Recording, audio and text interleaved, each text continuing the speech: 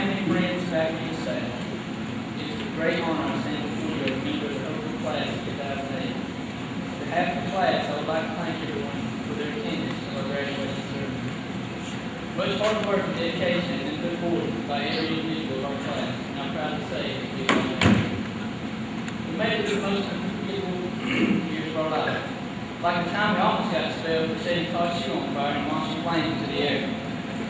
We made it through our first boy-girl party without being arrested for possession of illegal substance. You can't survive an attack from a goose, metaphorically speaking.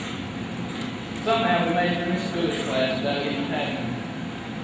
The girls made it back and forth to Cardinals in the middle of the day, and a few of us survived Bear Creek during wind gusts of 100 miles an hour while stuck on a log. We all got through a class-wide rape detention for Grand Theft Auto one day. And we all made it because we all paid our lunch dues on time, which was the first in our class history. Now, I don't want to give you the idea that we just scraped by. Our class has many big achievements. My favorite fact is that 100% of our class will be walking across tonight to receive his or her diploma. As a whole, our class has earned over $340,000 in scholarship money thus far. We have prospects of teachers, minors, therapists, accountants, graphic designers, business owners, meteorologists, nurses, doctors, and forensic scientists. We have it all. We've won SAC races, homecoming challenges, athletic events, academic and social competitions, and I'm so proud of this class, not only because of where we've been and what we've done, but also because of where we're going and what we will become. I encourage this class to keep their ambitions alive and their dreams big, because we can be anything that we choose to become. On your journey from high school, I encourage you, classmates, to take what you love. Yes, love. Love for your family, for your career, for your friends and neighbors. I tell you love because in 1 Corinthians 13:8, all rights, charity never fails, which means love never fails. It is love that got us to where we are today. Love from our family, our friends, and teachers that support us all throughout the school and throughout life. On behalf of the class, I would like to thank you for sitting in the audience and for those who could not be here with us today. First, to the teachers.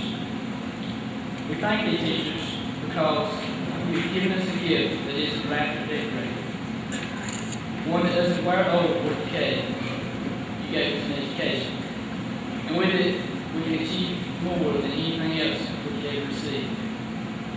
To the staff members, thank you for cooking enough food to feed this hungry army of guys. Thanks for stopping at our homes every morning and afternoon. And don't forget those long, hot field trips you took us on. Thanks for stopping in your class when somebody decided to bust it out with a forehead. And thanks for keeping this campus as clean and beautiful as it is in 100-degree weather. To our friends, thanks for being there when we defeated our art rivals in sports, or when we needed someone to help us study for a test that we were sure we would fail. Thanks for the early morning prank calls and the slumber parties.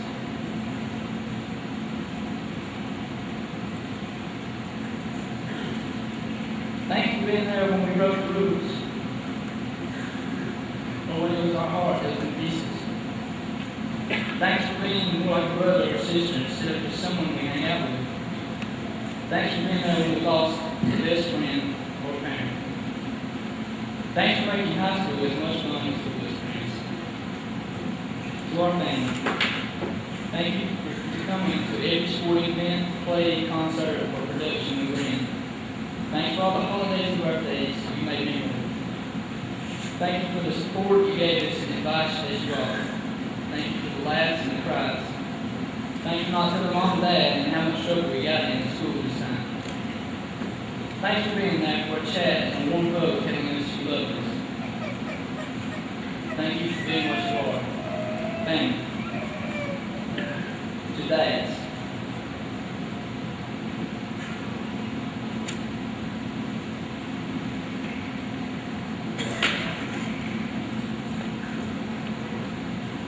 Thanks for taking this video.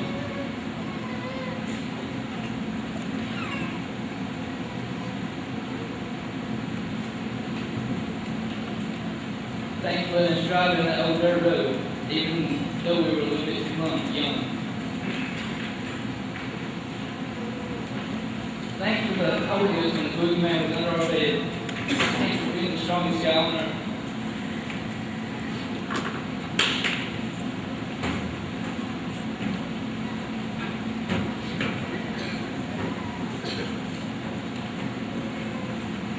Thank you for teaching us how to be a man. And thanks, Dad, for demanding the utmost respect from the boy at the door for your daughter. Thanks for the most embarrassing things at the most inconvenient times. You're the reason for Daddy's little girls and Father's sons. The reason we've grown strong and confident. We might not have ever said it before, but yeah, you're the greatest dad in the world. To Mom, you're last because you're always putting in all of us first. There's nothing we can do or say to pay the debt we owe you. Because you were the one who stayed up all night our first sleepover waiting for us to call home. You threw the birthday parties and took us shopping. Thanks for going on all those field trips and the ball games and everything else we were even remotely involved with. Thanks for the bedtime stories and staying up on those late nights just to make sure we made it home okay. Thanks for panicking when we scraped our knees and nursing us back to health when we had the stomachache. Thanks for all the milk and cookies when we got home in the afternoons. Thanks for getting us up for school because we would have never been made here without you. Thanks for being the Energizer buddy because it seems like you just keep going and going. Thanks, Mom, for worrying all the time. Thanks for asking if we brushed our teeth, combed our hair, and put on clean underwear. Thanks for gluing the pieces back together after our last breakups. Mom, you're the reason we laughed when you asked how to send a text message. You're the reason we cried when we watched you go through our baby pictures, but you never knew we saw you. You're the reason we learned how to love, because your love for us is unconditional, no matter what. Thanks to everyone. Ladies and gentlemen, I'm proud to be part of the class of 2008 here at Hubbertville High. Welcome.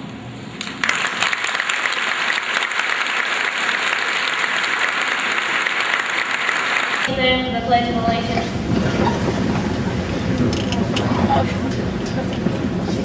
Attention, salute, pledge.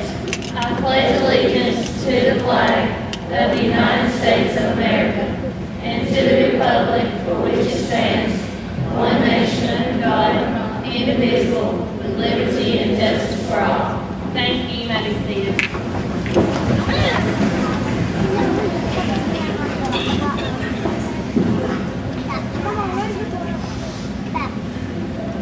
Good afternoon. I extend my welcome to you. The graduation exercises here at Hubbertville 2008. As you can already see, it's going to be an emotional night for some and also a joyous occasion for some. Tonight I would like to introduce to you our guest speaker, Dr. Ray Hubbert. Dr. Hubbert was born in Jasper, Alabama on December 25th, 1935. He is the son of Pearl Hubbert and the late Virgil Hubbert. He attended Hubbertville School in grades 1 through 12. In 1954, Dr. Hubbert graduated with 43 other students, which at that time was the largest graduating class ever at Hubbertville School. He graduated from Florence State College, now the University of North Alabama, in 1959. 5 years later, he graduated from the University of Alabama after having received his master's and doctor's degrees in school administration and finance.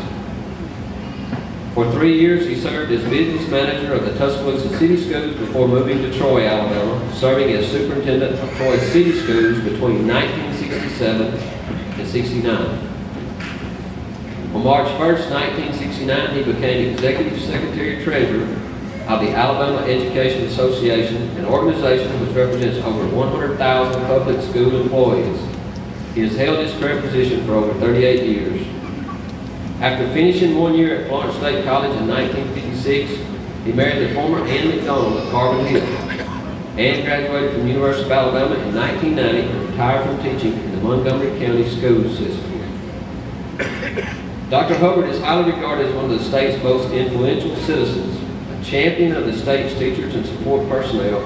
Mr. Hubbert has directly impacted every major piece of school reform and education employee legislation which has been approved by the Alabama legislature in the past 2.5 decades.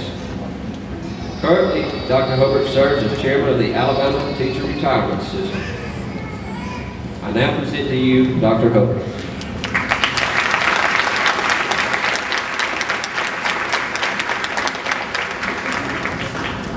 Thank you very much, Mr. Donovan. And let me say, first of all, to the graduates of 2000, my congratulations to you and good luck in your future life.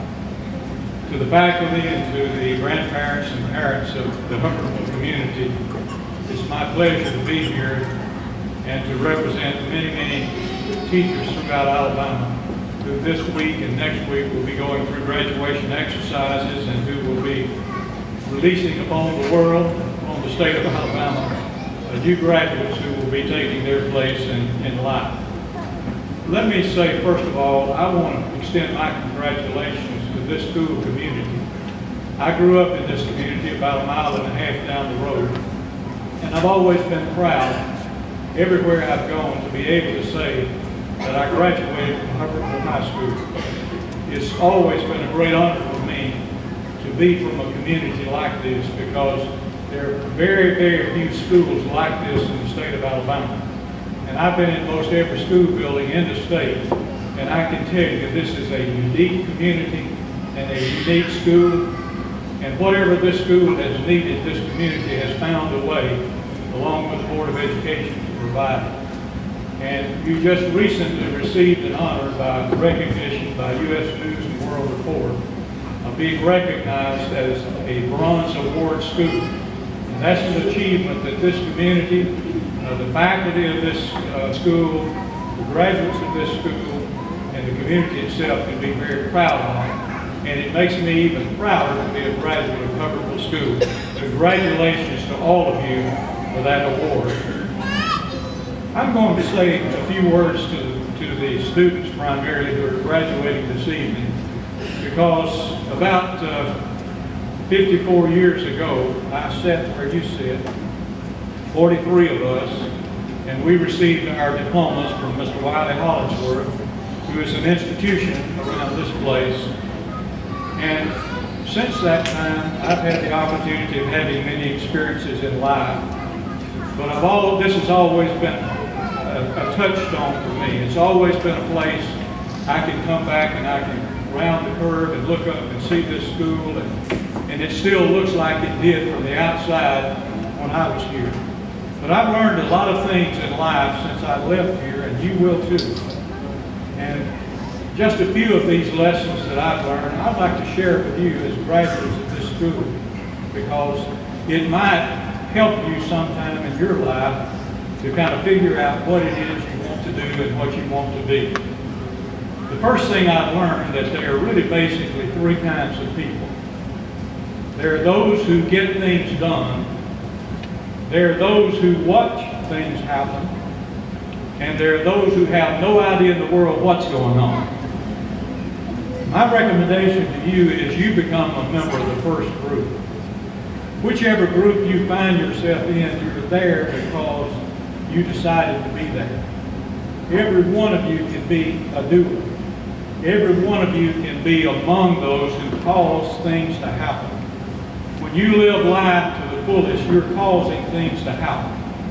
And just remember, when you go from here, you're going to find yourself in life in one of those 3 groups. You either do something, or you watch somebody else do something, or you just disengage and don't do anything yourself. So think about which of those 3 groups you want to be in, and you can make that decision yourself.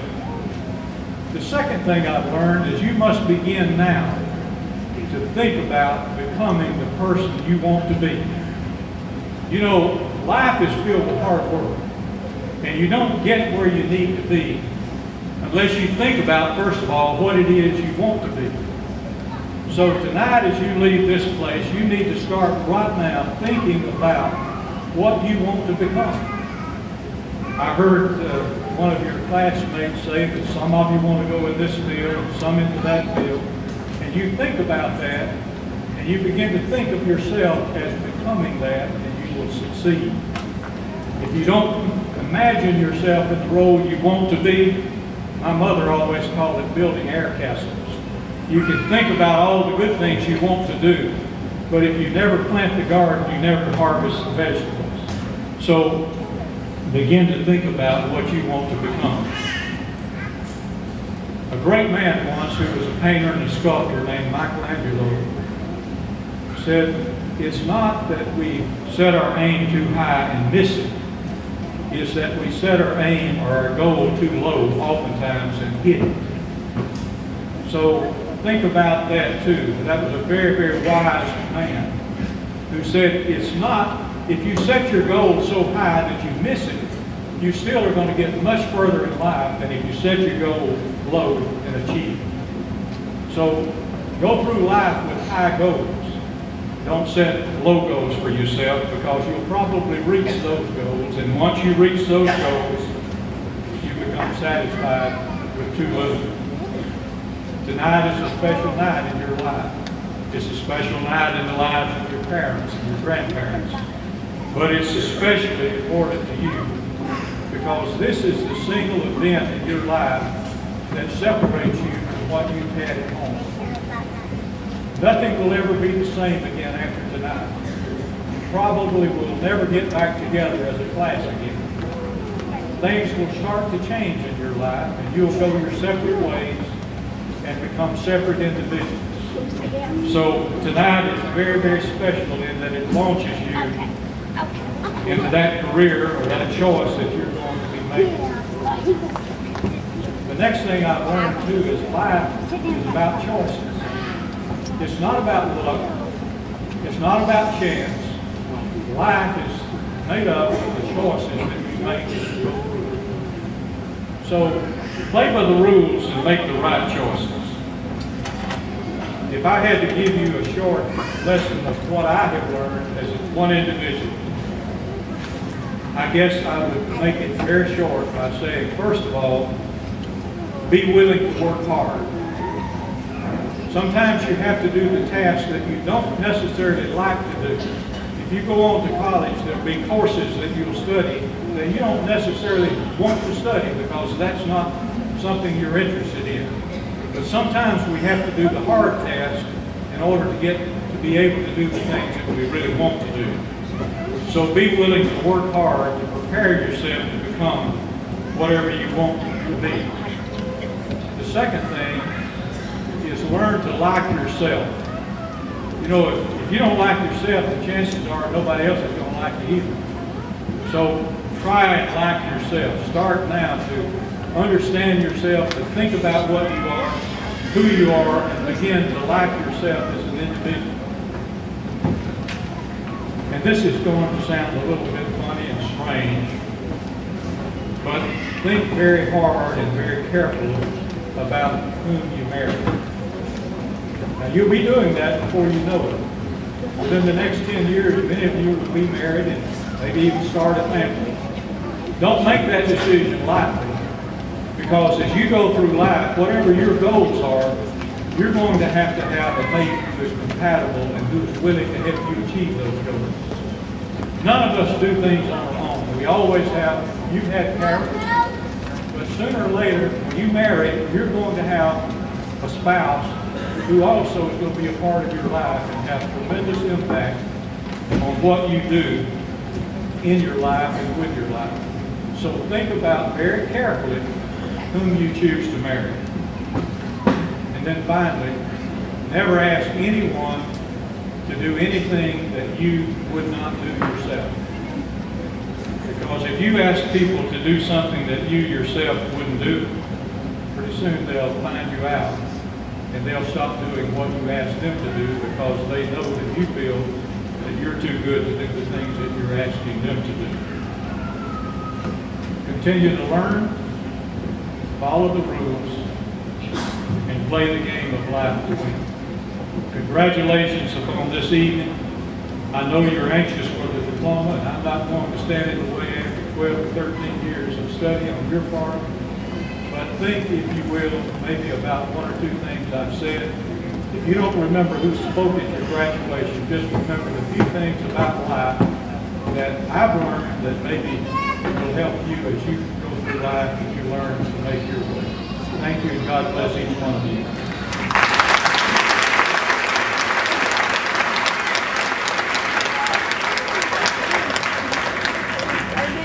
Thank you, Dr. Hubbert. It's so good to hear you say you graduated from Hubbertville and you now occupy the position you do. That makes us very proud. Before, I have 2 awards that we give out at each graduation exercises each year. Before I do want to say this, as Caleb alluded to the fact a while ago, that this graduating class of 32 has the possibility of receiving, at this time, $340,000 worth of scholarships.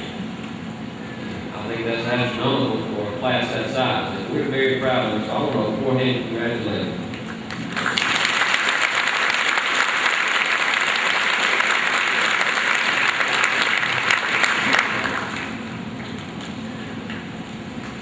The first award that we give at graduation is called the Caldwell Hollingsworth Award.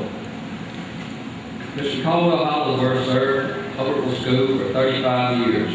From 1955 to 63, he served as a teacher and coach, and from 1963 to 1990 as the president. Mr. Hollingsworth provided the leadership for many improvements to the school plans and to the instructional program. He oversaw the accreditation of our high school in 1969 and the elementary school in 1974. And our school was accredited by the Southern Association of Colleges and Schools as a unit school in 1974 and continues to this day. Many of us are partakers of the many things Mr. Hollingsworth put in place here. We are indebted to him for the contributions of time and personal service that he devoted to this community. Criteria for this award: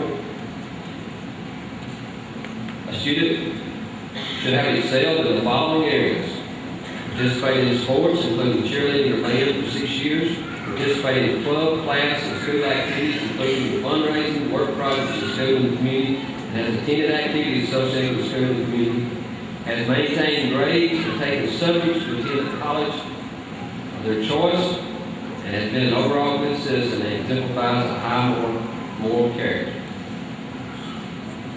I am happy this year to present the Caldwell Hollingsworth Award to Chastity Toker.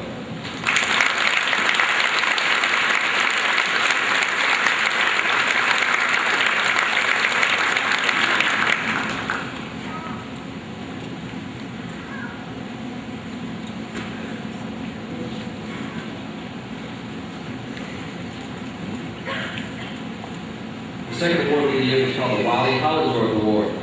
Dr. Hubbert. This award is given annually to a member of the senior class that has reached a higher all-around level of achievement than any other person in the graduating class.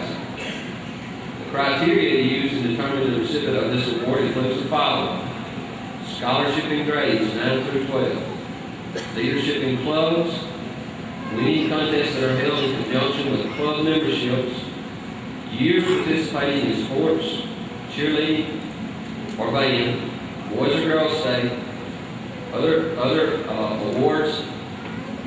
Mr. Wiley Hollingsworth served as principal at Hubbertville from 1930 to 1963. He is also responsible for many of the functions that still continue in the school today. This year's recipient of the Wiley Hollingsworth Award is Mr. Caleb Baldwin.